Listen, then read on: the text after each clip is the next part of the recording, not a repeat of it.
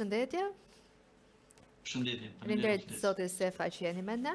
Në fakt do diskutojmë pak për sa i përket situatës aktuale të përgjithshme, atë që në fakt aktualitet politika po na servir çdo ditë në vendin tonë, ku duket se kriza e brendshme partijake po vjen si brenda kampit opozitar, ashtu edhe atij të Partisë Socialiste, ku rrallëherë kemi parë debate të dala jashtë dyerve të brendshme të familjes së majorancës. Si e shikoni të gjithë këtë? Diskutimi është që sot më në fund ajo është ka mund të ishte vetëm diskutimi i brendshëm i Partisë Socialiste, ka dalë edhe në sytë e publikut dhe si pasojë e kërkesave në rritje të antarëve dhe faktorëve brenda Partisë Socialiste, të cilët në disa raste janë shprehur hapëtasi që nuk janë dakord me vendimarrjet e kryeministit Rama dhe qeverisë së tij. Domethënë, syria më e madhe që psoi kishte të bënte me qëndrimin që u mbajt me zonjën Balluku. Ishte qartësisht një qëndrim i cili binte ndesh me të gjitha qëndrimet e mëparshme të majorancës, ku nuk është bërë pengesë, e vërteta është që nuk është bërë pengesë në asnjë rast të mëparshme së zonjën Balluku për të penguar punën e strukturës posaçme. Ky ishte vendimarrja e parë e kësaj natyre, ku zonja Balluku imponohet me vullnetin e saj mbi Partinë Socialiste, e cila u detyrua që të merrte një vendimmarrje politike për penguar funksionimin normal të institucioneve të reja drejtësisë. Po përsa i përket Partisë Demokratike, ku janë bërë disa përjashtime, dje ka pasur edhe një lloj revolte, thon kjo metaforikisht, nga pjesa e antarëve të përjashtuar të Durrësit, disa zonja të tjera pritet të le të themi shpërfaqin revoltën e tyre nga qarku i Elbasanit, teksa zoti Berisha bën thirrje për antarësime të reja. A të rrinë këto dy situata me njëra tjetrën? Unë mendoj që demokratët e ka kuptuar fare qartë dhe ajo magjia e vitit 2021 që u quajt rithemelima apo foltoret, si doni t'ju a them, i ka dalë demokratëve, ka kuptuar që ka qenë një lëvizje qartësisht me interes personal zoti Berisha dhe një grup shumë ngushtë pranë tij, të cilët kanë marrë penë Partinë Demokratike për qëllimet e tyre. Sot demokratët më në fund po shohin qartësisht me sytë e tyre që Partia Demokratike po kalon në një despotizëm të brendshëm ose në një unifikim të gjithë rrymave vetëm në interes të zot Berisha, dhe kushdo që mendon ndryshe ose që ka për zemër interesin e opozitës dhe demokratëve për të kërkuar një ndryshim rrënjësor në mënyrën se si konceptohet opozita ose si konceptohet Partia Demokratike, automatikisht edhe përjashtohet nga radhët e saj. Ju pat aty një grup njerëz të cilët e duan Partinë Demokratike, kanë themeluar Partinë Demokratike, janë antarësuar dhe kur ka qenë të rinj Partinë Demokratike dhe bëjnë çështje mundur për të qenë pjesë e Partisë Demokratike dhe për të paraqitur fituese. Kjo interesat e këtyre njerëzve bien ndesh fatkeqësisht me interesat e drejtuesve të Partisë Demokratike, të cilët e shohin Partinë Demokratike si një interes personal tyre për të shfrytzuar për mbrojtje politike apo për mbrojtje ekonomike sot dhe në talmen. Është një konflikt që ka për të vazhduar gjatë, pasi unë nuk kam besuar kurrë që do të arrijë në një ditë që Partia Demokratike të përjashtonte antar. Janë përjashtuar në Partinë Demokratike drejtues në nivel shumë të lartë politik, por deri te antarët ose deri te sekretarët e degëve, nënkryetarët e degëve, kryetarët e degëve, antarët e kryesive të degëve, kjo është e padëgjuar, kjo nuk ka ndodhur. Edhe kur ishte konflikti i ashpër në Partinë Demokratike, atëherë nuk vesh me përjashtime të niveleve të tilla që janë zemra e Partisë Demokratike, se këta janë shpirti dhe zemra e Partisë Demokratike. Këta e mbajnë Partinë Demokratike, nuk e mbajnë drejtuesit. Këta njerëz janë përditën në përballje elektorale atje në terren. Edhe po them edhe në 2022-shin, 2021-shin, në fund 2021, kur ishte konflikti i madh i ashpër, përsëri nuk u përjashtuan njerëz nga dega apo nga antarësia e Partisë Demokratike. U morën masa vetëm për drejtues. Kjo që është një risi e jashtëzakonshme që është e padëgjuar. Pastaj kur diskutojmë që janë përjashtuar dhe zonja, kjo pastaj është tragjikomike, nuk ka ndodhur ndonjëherë as në Partinë Demokratike dhe as ka për të ndodhur ndonjëherë. Duket se zonja e vetme aty ka mbetur zonja Vokshi dhe Tabaku. Është zonja Topalli që ka dhe më shumë eksperiencë në lidhje me përjashtimet, me thënë drejtë. E kuptoj. A mendoni se Përjashtohet në parlamenti. a mendoni se këto lëvizje janë të iniciuara ose të ndikuara qoftë nga zonja Topalli apo dhe nga zonja dhe zotërit të tjerë të cilët rrinë afër kreut PD-s? Nuk ka lidhje, është vendimarrje qartësisht e vetëm një personi, Sali Berisha. Sali Berisha e kupton fare mirë që ekzistenca e tij në krye të Partisë Demokratike lidhet vetëm me autoritetin absolut që ai duhet të ketë mbi antarësinë. Pra ai nuk mund të vihet kurrë në dyshim asnjëherë në asnjë rrethon, në askush, dhe autoriteti moral që ai do të transmetojë te demokratët është që ai është lideri absolut. Në rastin zoti Berisha hyn në zgjedhje dhe merr 65%, 70%, atëherë i bie kjo autoritet absolut si drejtuesi i Partisë Demokratike dhe si rrjedhoi fillon edhe të shpërbëhet edhe ajo aureol që ai ka dhe që ka krijuar gjatë gjithë këtyre viteve. Pikërisht, ndalemi pak këtu, pasi e gjitha lidhet me 23 majin në Dukje. Domethënë, pse u kujtua pikërisht tani zoti Berisha? Sepse zoti Berisha nuk do në asnjë rrethon që të bëjë një garë ku ai mund të vihet në dyshim.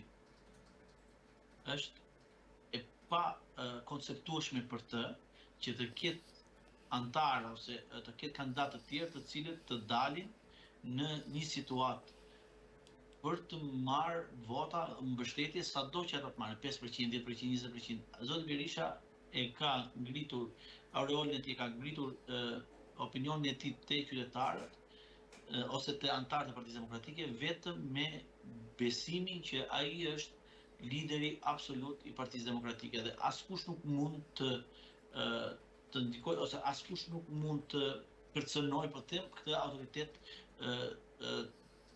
moral ose këtë autoritet politik që ai ka mbi Partinë Demokratike. Prandaj ai shpikë terma të tillë që janë qesharak në vlerësinë të statutit dhe të ligjit për partitë politike. Vetë përjashtim nuk e kuptoj dot. Mund të jetë në një fjalë që zoti Berisha shquhet për këto fjalë të kësaj natyre ose për këto terma, por tani merren edhe me faktet që 4 vjet thanë që statuti i Partisë Demokratike nuk ka përjashtime, ndërkohë që dispozita është e qartë që ka përjashtime, edhe mënyra se si bëhet, por edhe duke pasur në statut mënyrën se si përjashtohet antari apo antari i kryesisë apo antarët e degëve, përsëri nuk e zbatojnë, por e bëjnë në mënyrë abuzive. Kjo tregon që nuk kanë asnjë ndjeshmëri për rregullat statutore, nuk kanë asnjë ndjeshmëri për të zbatuar atë frymë bashkëjetese që duhet të karakterizojë një parti brenda veprimtarisë së saj. Në rast se neve nuk bëjmë dot një zgjedhje ose nuk garantojmë dot një proces të rregullt brenda shtëpisë tonë, nuk mund të ankohemi pse nuk jemi në një proces të rregullt zgjedhor kur bëhen në territor, kur bën KQZ-ja. Ne duhet garantojmë paktën për qytetarët, të tregojmë që se si bëhet një proces zgjedhor model brenda shtëpisë tonë, ku çdo kush ka drejt kandidojë, ku çdo kush ka të drejtë të jetë pjesë në zgjedhje, ku çdo kush ka të drejtë të monitorojë procesin zgjedhor, ku çdo kush ka të drejtë për listën e votimit e gjitha me radhë. Ne nuk dim bëjmë zgjedhje në shtëpinë tonë, vjedhim në shtëpinë tonë, dhe pastaj themi dhe dalim publikisht dhe ankohemi pse viden zgjedhjet. Pse u mërzit zoti Berisha nga kandidimi i Saljanit, pasi para pak muajsh kur ai ishte ende në burg, u bë hero nga artikulimi i zotit Berisha, tani u shndrua në tradhtar. Sepse veprimtaria politike nuk ka rëndësi në Partinë Demokratike, siç është sot, në leadershipin e Partisë Demokratike nuk ka rëndësi veprimtaria politike dhe qendrimi politike dhe aktiviteti që ti ke ushtruar politik gjatë gjithë periudhës.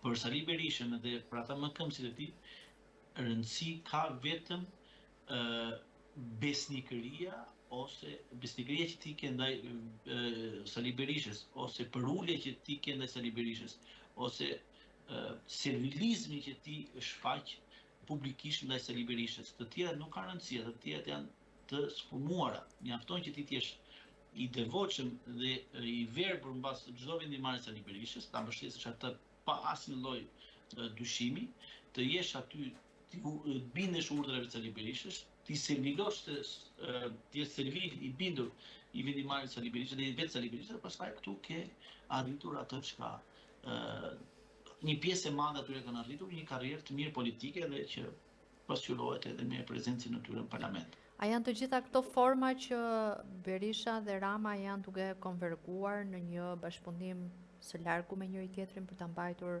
të fundit në pushtet, qoftë edhe nëpërmjet protestave që s'po prodhojnë thuajse asgjë? Protestat nuk prodhojnë sepse njerëzit janë të lodhur dhe nuk janë më të verbër. Kanë filluar të shohin qartë tani që kemi një opozitë e cila nuk ka më asnjë lloj interesi për qytetarët shqiptar, kaqë dhe saj nuk lidhen me interesin e thelbësor të qytetarëve shqiptar dhe nuk sjellin asnjë nevojë që ata të ndihen përfaqësuar të opozita. Bashkëpunimi midis Ramës dhe Partisë Demokratike është fare e qartë dhe zot Berisha është fare e qartë. Atë bien dakord atyre kur duan, bëjnë debat publik atë që intereson atyre më së shumti në momentin që atyre të intereson më së shumti. Ja sot kemi një debat për shembull që do uli numrin e deputetëve, kam për të qartë të dy që janë dakord. Kemi një dakordsi për reformën territoriale, kemi një dakordsi për reformën zgjedhore. Këto janë tema që ata kanë rënë dakord parimisht pavarësisht se bëjnë të shohun politike dhe publik që për qytetarët të shohun që ne po mundohemi për të ndjetë një zgjidhje të përshtatshme.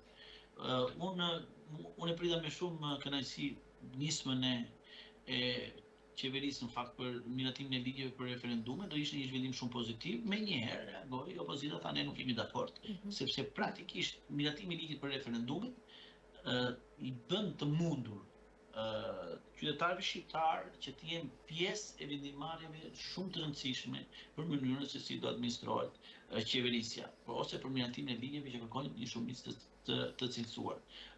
Por kjo i jep zë qytetarëve, por i ul pushtetin opozitës.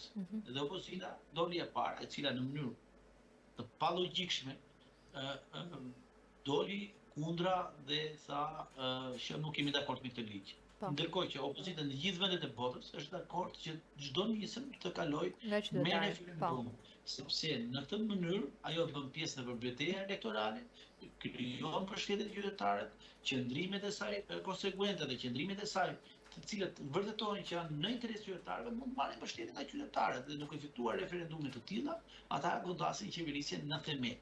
Dhe ne një rast kemi pasur, që është referendumi 94-s, ku Partia Demokratike ishte në kulmin e saj të pushtetit, humbi referendumin 94-s dhe aty që nga ajo partia, që nga ai referendum filloi rënimi i pushtetit Partisë Demokratike. Pas ka të drejtë atëherë pse s'pranon ka referendumin. Pas ka një eksperiencë të hidhur PD-ja.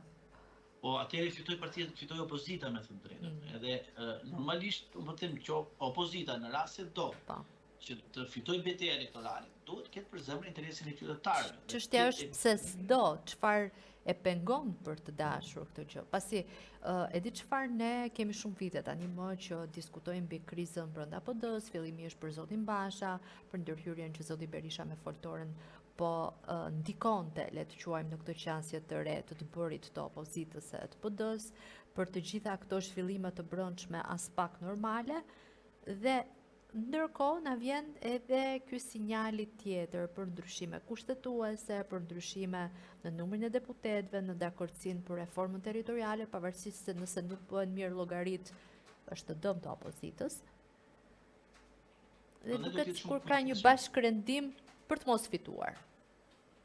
Shiko, ne ishim që në 2024 që kur u bën ndryshimet për kodin zgjedhor, të paktën unë kam bërë qendrim shumë kritik që në momentet e para kam thënë që është katastrofike për opozitën kjo reformë që po bëhet.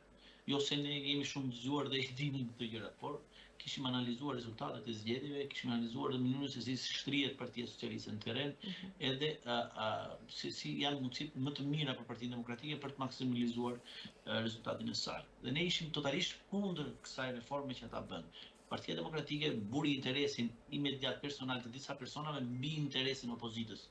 Në rast se ti dhe qytetarët shqiptarë kuptojnë që ti vë interesin tënd të ngushtë fare për të qenë pjesë e parlamentit, se për të qenë deputet, mbi interesin e qytetarëve shqiptarë, mbi interesin e opozitës, atëherë ata nuk të besojnë dhe nuk të shkojnë në fare në votim, dhe nuk do të votojnë për për mazhoratën, nuk të vjen fare dhe nuk paraqiten fare në qendrën e votimit. Problemi është që sot Sali Berisha në krye të Partisë Demokratike ka kuptuar që ka të pamundur që të marrë pushtetin. Ka realisht të pamundur, si nga mënyra statistikore ose në bazë të rezultateve zgjedhore, por edhe në bazë të gjendjes që ka Partia Demokratike në terren, po dhe në bazë të situatës politike në vend e cila tregon qartë që opozita nuk i frymëzon qytetarët për të bërë pjesë e saj. Dhe duke pas konsiderat këtë rezultat që është fatkeqësisht për opozitën e popullit opozitar, çfarë bën? Ulet dhe bën disa marrëveshje që më së paku të garantoj rezultatin ose të garantoj monopolin e opozitës. Sot një gjë ka për Sali Berisha, që është për t'ja vlerësuar, është që ka garantuar monopolin e opozitës. Sot nuk kemi më parti politike të vogla, po them rasti Shqipëria bëhet gjitha me radhë, ato nga aftësia e zotit Berisha ato u shkrim praktikisht, nuk kanë më asnjë influencë në elektoratin shqiptar. Dhe si rrjedhoi e kësaj aftësie zotit Berisha, ai ka garantuar monopolin e opozitës në bashkëpunim me Ramën. Rama garanton qeverisjen në bazë të reformave zgjedhore elektorale që bëjmë me njëri tjetrin, dhe këto reforma po ashtu i garantojnë dhe monopolin e opozitës zotit Berisha. Po të shikosh, sot janë të dy në një linjë mendimi dhe një linjë veprimi, janë të dy kundër spakut, janë të dy kërkojnë ndryshime në reformën drejtësi dhe janë të dyja partitë janë në një zë ose në një linjë veprimi për të kërkuar ndryshime të thella edhe kushtetuese madhe për të garantuar po këtë lloj interesi tyre që Rama të jetë në qeverisje dhe Berisha të ketë monopolin e opozitës. Edhe diçka të fundit, zoti Braçe ka shpallur kandidaturën e tij për të qenë në krye të Bashkisë së Tiranës, një kandidaturë e cila nuk është komentuar ende nga zoti Rama. Zgjedhjet vendore ndërkohë po afrojnë, janë shumë afër, motorët duket se nga majoranca po ndizet, po nga opozita nuk shikojmë asnjë lëvizje, së paku në retorikën publike. Si mendoni? Do ta marrë sërish PS-ja Bashkinë e Tiranës apo ka një shans të heshtur edhe PD-ja? Fatkeqësisht PD-ja është gjithmonë me vonesë, me të drejtën, edhe kjo ka qenë një smundje e trashëguar shumë kombëtar, edhe unë mund ja pohoj dhe vetë, domethënë edhe kur kemi qenë në pjesë aktive në Partinë Demokratike, ne fillojmë garat elektorale me shumë vonesë. Dhe kjo është një emet shumë e madhe e Partisë Demokratike. Domethënë ne do të ishim parë që fillonim si pasojë e paaftësisë tonë për të kundërpërgjigjur gjitha seteve dhe burimit njerëzor dhe ekonomik i KPS, ne fillojmë gjithmonë më mbrapa. Kjo krijonte një disavantazh jashtëzakonshëm. Sot Partia Demokratike nëse do të ketë një shans, duhet ta fillojë që sot fushatën zgjedhore, duhet ta kishte filluar, duhet të kishte përcaktuar kandidatin, duhet të kishte përcaktuar mënyrën se si do paraqitesh në zgjedhje dhe duhet fillonte punën që sot. Ka një problem në mënyrën e zgjedhjes kandidatëve në Partinë Demokratike, sepse fatkeqësisht ata nxorrin një kandidat, që është zoti Binaj, dhe unë nuk e di se si do ta anashkalojnë zotin Binaj në kjo garë elektorale. Ai me sa kam kuptuar dhe unë dhe ai e ka pranuar fatin e tij që nuk do jetë më kandidat, por atë çka mund sjellë pozitive dhe mund të japë një shans reale opozitës është kandidatura e zotit Braçit, nëse do kemi dy kandidatura të majta. Kjo do të ishte një shans shumë i mirë për opozitën, me një kandidaturë të mirë edhe me një angazhim maksimal, do arritet të maksimalizonte rezultatin në kryeqytet edhe mund të kishte edhe shanse reale për ta fituar në kryeqytet. Mendoj që Erion Braçe si kandidat i pavarur nga Partia Socialiste do i shërbente shumë mirë shoqërisë dhe do i shërbente shumë mirë garës elektorale. Të majtët pa diskutim do ndaheshin në dy kampe ku ata që kërkojnë një ndryshim nga vizioni i Ramës do gjenin atë në mbështetjen që do i jepin zotit Braçe, ndërkohë që kandidatja e Partisë Socialiste zonja Mani Stevliu është në vlerësimin tim është kandidati më i dobët që Partia Socialiste mund të nxjerrë në garën elektorale për kryeqytetin e Tiranës. Në base e ardhmja do na tregoj që mund të ketë edhe një përplasje mes Braçes edhe ndarje kampesh mes tij dhe zonjës Mani Stevliu, nëse ajo do të qëndrojë. Në rast se Partia Demokratike vonon për nxjerrjen e kandidatit. Mhm. Dhe nëse do kemi 3 kandidat, domethënë Mansiliu, Braçi dhe kandidati i PD-s, nëse vonon PD-ja po them, edhe zgjat akoma më shumë nxjerrjen e kandidatit, mendoj që gara do jetë midis Mansiliut dhe Braçit. Të falenderoj atëherë zoti Sefa. Faleminderit ju.